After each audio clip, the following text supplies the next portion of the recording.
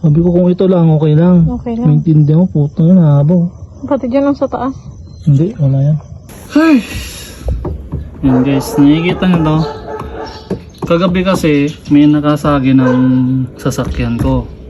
Hindi ko na nabidyoan kasi parasan pa, 'di ba? Pero kasi maayos rin siyang kausap ngayon. Nagkasundo kami na ipayos na lang niya to. Ayan, ito yung gas-gas. Tapos medyo lumuwag rin dito. Ayan, kagabi. Ngayon, bad trip ako. Sarap magmuray. Yung pinunta naming shop na mag-aayos sana ito, tito niya. Ngayon, nung chinek niya,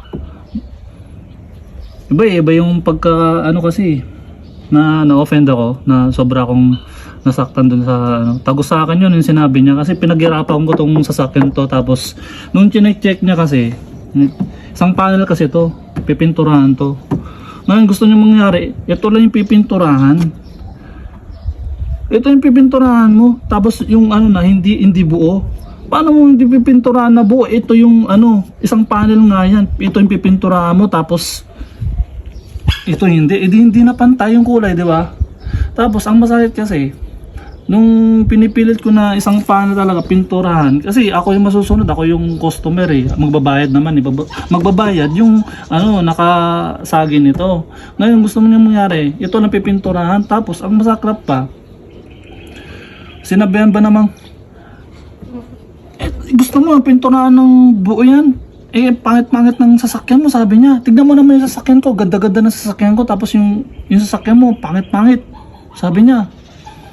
Doon ako na sabi ko sa kanya, sir, wala kang karapatan na sabihin na pangit yung sasakyan ko. Hindi porket maganda yung sasakyan mo, sasabihin mo pangit yung sasakyan ng tao.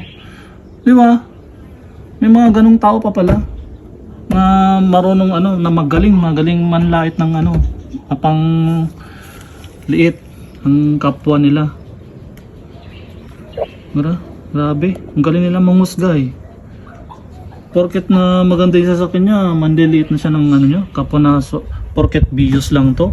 Pinaghirapan ko rin to. Tingnan mo naman ang gusto ko lang mangyari, isang buong panel pipinturahan, tapos gusto niya ito lang, tapos sabihin niya pangit.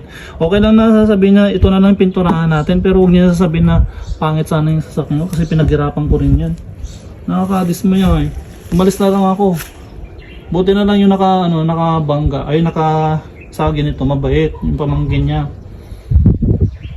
Pagpasensyahan ko na lang daw pagpasensyahan ko, siya yung intindihin ko siya, pero yung tito niya bastos.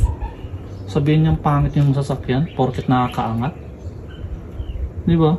Pangit naman yung ugali nun. Paano magtitiwala yung customer niya ng ganun kung ganun yung ugali niya?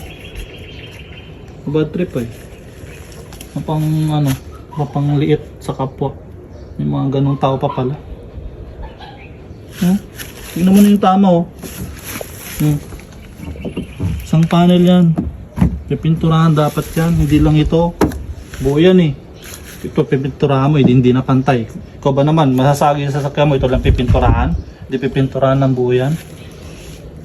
Sabihin pangit ng sasakyan mo, kabad trip Kaya ang masasabi ko sa iyo, kuya, kung sino ka man yan, yung pwesto niya dyan banda sa may malapit lang sa malapit sa may St. James, dyan sa may Batal.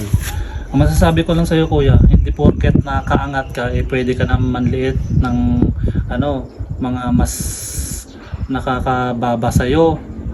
Hindi porket nakakaangat ka pwede ka nang manghusga, manliit ng maliliit na sasakyan porket hindi ko alam kung yung sasakyan mo is yung tinuturo mo yung Ranger ba o yung Expander pero wag ganun.